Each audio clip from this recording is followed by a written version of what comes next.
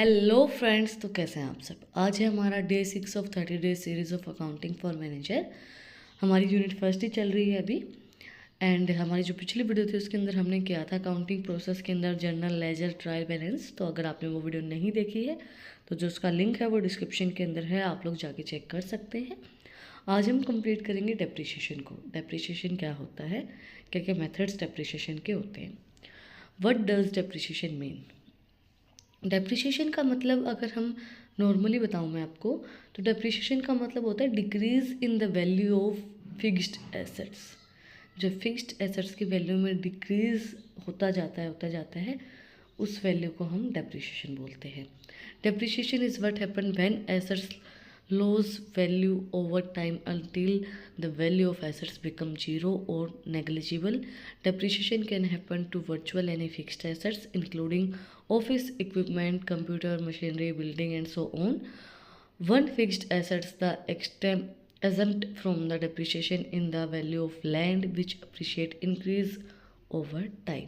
देखो सिंपल सी चीज़ जो मैंने इन्होंने इतनी लंबी लाइन में बोली है, मैंने इन्होंने मतलब घुमा फिरा के वही बात बोली है भाई। फिक्स्ड एसेट्स के अंदर जो वैल्यू डिक्रीज होती है, एसेट्स की वैल्यू डिक्रीज होते होते होते जीरो हो जाए, नेग्लिजिबल हो जाए, उस वैल्यू वो जो वैल्यू होती है हमारी वो डेप्रिसिएशन होती है। मैंने आपको सिंपली बता दिया डेप्रिसिएशन का मतलब होता है decrease in the value of fixed assets. ठीक है। अब इन्होंने क्या बोला है कि सिर्फ एक वैल्यू, एक जो हमारी एसेट्स होती है वो इससे अजम्प्ट होती है, मतलब वो इसके अंदर इंक्लूड नहीं की जाती डेप्रिसिएशन के अंदर। वो होती है लैंड, ज़मीन।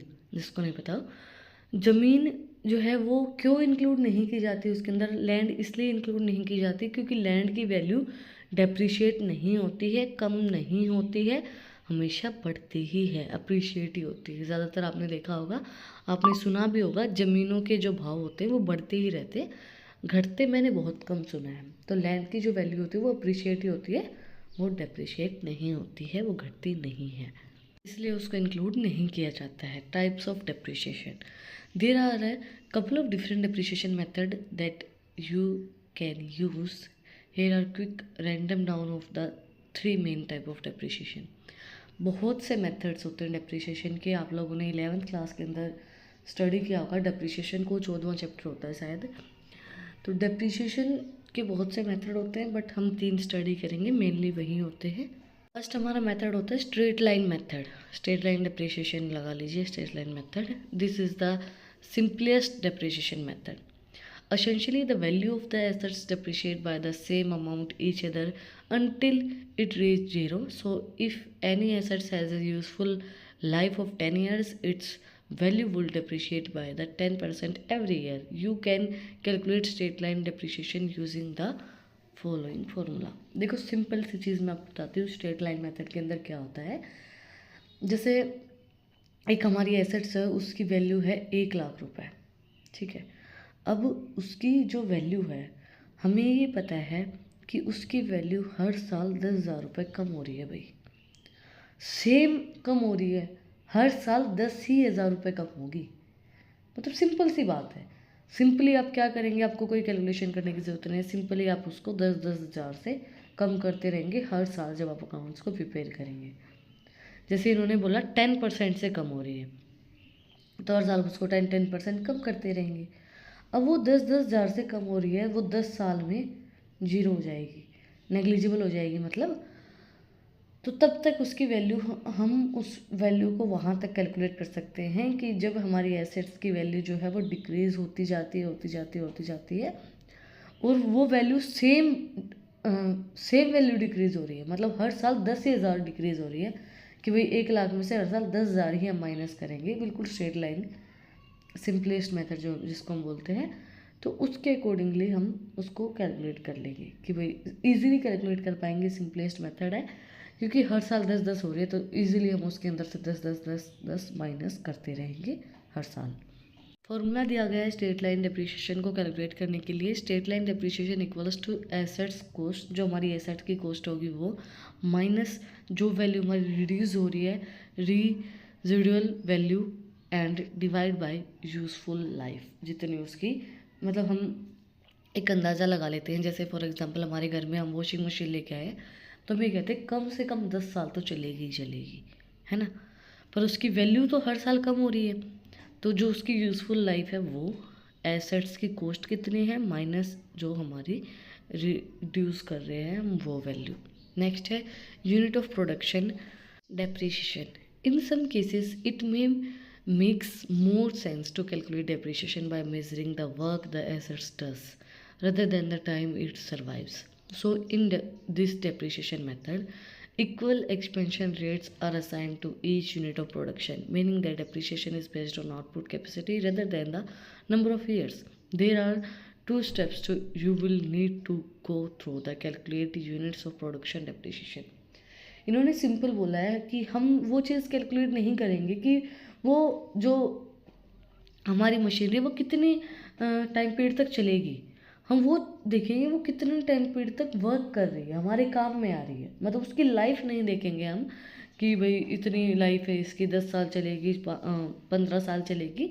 हम ये चीज़ देखेंगे कि वो हमारे वर्किंग में कितने दिन तक आ रही है, हमारा काम कितने दिन तक कर रही है, समझ रहे हैं। अब जैसे बाइक हम लेते हैं, मुझे पता नहीं है उसकी लाइफ टाइम कितनी होती है, बट हमने परचेज़ की फॉर एग्ज़ाम्पल, और हमें उसका पता है कि उसकी लाइफ जो है वो 15 साल है, 15 साल हम उसको ऑन रोड चला सकते हैं।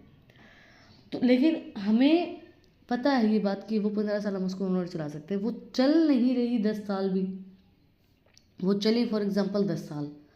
तो इस मेथड के अंदर हम क्या कैलकुलेट करेंगे कि वो कितने टाइम तक चल रही है, उसकी लाइफ नहीं देखेंगे, ठीक है। इसको हम दो तरीके से कैलकुलेट करेंगे, दो स्टेप्स के अंदर कैलकुलेट करेंगे, sorry. Firstly you need to calculate the per unit depreciation. सबसे पहले हम पर यूनिट डेप्रिसिएशन को कैलकुलेट करेंगे।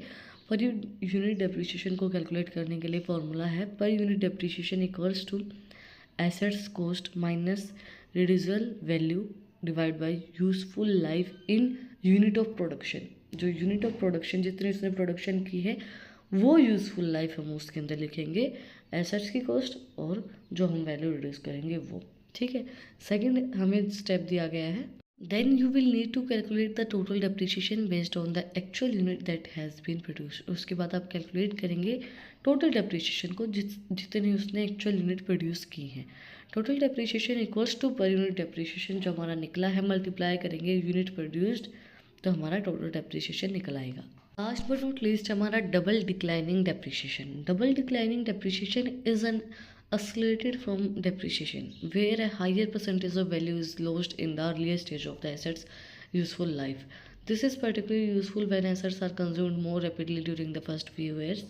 You can calculate double declining depreciation as follows. देखो सिंपल सी चीज़ उन्होंने बोली है, ये जो होता है इस मेथड के अंदर हम क्या करते हैं, इस डबल डिक्लाइनिंग डेप्रिसिएशन में क्या होता है, जो पहले 4-5 साल होते हैं ना उसमें आप उस जो मशीन है उसको ज़्यादा कंज्यूम कर लेते हैं, मतलब जितनी उसकी कैपेसिटी उससे ज़्यादा हम उससे काम करवा रहे हैं। जैसे कि अगर मैं एग्जांपल दूँ तो जो नई नई बहू आती है तो आपने देखा वो बहुत फास्टली काम करती है, पहले के कुछ साल लगा लो, महीना लगा लो, 1 साल लगा लो, तो वो जो है वो आप उससे जब ज़्यादा काम करवाते हैं, नई नई से उससे काम करवाते उसके बाद वो है ना काम करना बंद कर देती है एक टाइम पे आके। ये मजाक की बात थी, ऐसा होता होगा मुझे नहीं पता, बट जो डबल डिक्लाइनिंग डेप्रिसिएशन होता है वो होता है जब हम ज़्यादा काम करवा लें मशीन से, पहले के 4-5 साल हम उससे डबल काम करवा रहे हैं, ज़्यादा उसकी कंज्यूम कर रहे हैं, ज़्यादा उससे चीज़ें प्रोड्यूस करवा रहे हैं। इसको हम किस तरीके से कैलकुलेट कर सकते हैं, depreciation equals to 2 multiply straight line depreciation rate and multiply book value at the beginning of the year.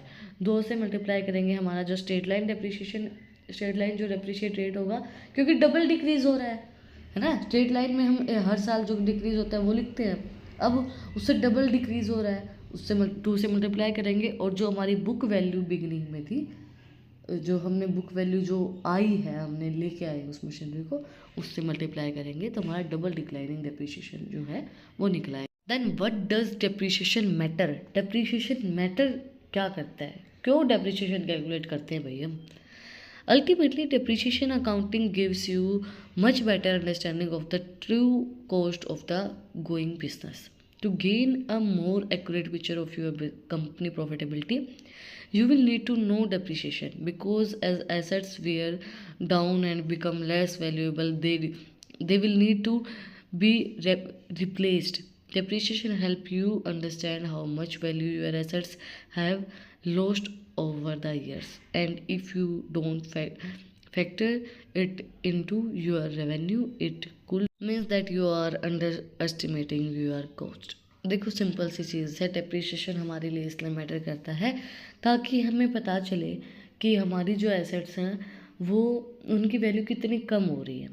वो अगर हमें पता चलता रहेगा कि इनकी वैल्यू कम हो रही है तो हमें एक टाइम पे आके उनको रिप्लेस भी तो करना पड़ेगा। तो हम इस चीज़ के लिए प्रिपेयर रहे कि इसकी जो वैल्यू ये कम हो रही है, ये अब वर्किंग में कम आएगी, तो हमें इसको रिप्लेस भी करना है।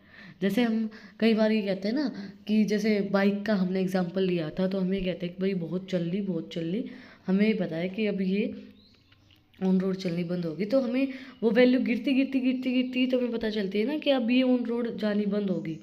तो फिर हम ये भी सोचते हैं मन में कि इसको रिप्लेस भी करना है। अब ये चीज़ हमें पता ही ना हो कि हम चलाते रहे, हमें पता ही नहीं है कि इसकी वैल्यू कम हो रही है। वो वैल्यू कम होना हमें पता चलना चाहिए, क्योंकि हमें पता चलता रहे कि हमारे एक एसेट्स की वैल्यू कितनी है, कितनी कम हो रही है, और हमें उसको पता है कि हमें इसकी वैल्यू कम। जैसे कि बहुत सी मशीनरीज होती है फैक्ट्री में, तो हमें पता ही नहीं होता कि कौन सी सही चल रही है, कौन सी गलत चल रही है, तो हमें क्या पता कौन सी रिप्लेस करनी है। हमें एकदम से अचानक से पता चले कि भाई जो हम तो हमारी फैक्ट्री के अंदर सबसे बड़ी मशीनरी है वही उसकी वैल्यू बहुत कम हो गई है और वह अब वर्किंग के अंदर नहीं आ रही, वो हमें रिप्लेस करनी पड़ेगी, तो आपको शौक लगेगा ना। और एक आपको पता चलता रहे कि भाई अभी कम हो रही है, एक टाइम पे इतनी हो जाएगी, नेग्लिजिबल हो जाएगी, जीरो हो जाएगी, तो हमें इसको रिप्लेस करना पड़ेगा। तो डिप्रिसिएशन इसलिए मैटर करता है, ज़रूरी होता है डिप्रिसिएशन के बारे में जानना।